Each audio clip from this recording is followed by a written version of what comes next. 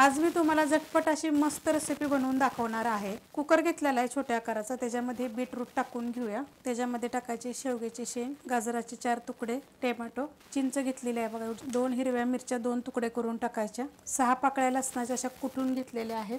त्याच्यामध्ये टाकायचे आपल्याला पाणी। आता आपल्याला काय करायचे, ह्याच्याना 4 शिट्ट्या करून घ्यायच्यात। कुकरच्या बघा मी 4 शिट्ट्या करून घेतलेल्या आहेत आणि खाली उतरून घेतलेल्या आहेत। झाकण खोलूया आपण।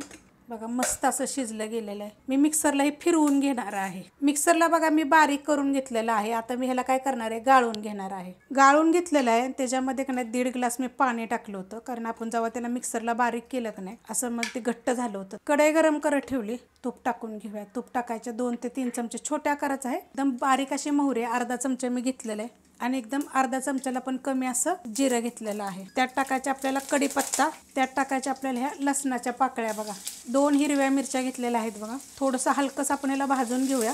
त्यात टाकायचे आपल्याला एकदम थोडीशी एकदम हिंग पावडर, हलवून घेऊया। त्यात टाकायचे आपल्याला हळद, त्यात टाकणार आहे मी थोडीशी कोथिंबीर आणि त्यात 2 चमचे टाकणार आहे ओलं खोबरं, बारीक एकदम, ज्यानं आपण आलं खिसतो ना त्यानं मी खिसलेलं आहे।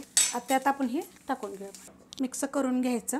चवीप्रमाणे मीठ टाकायचं आणि त्यात टाकायचं 1 चमचा रसम मसाला आणि मीडियम गॅसवर आपल्याला ह्याला उकळून द्यायचं। मस्त असं बघा उकळून घेतलेलं 5 मिनिटं बघा, बघा किती भारी झालेलं आणि मीडियम गॅसवर असं उकळलेलं आहे।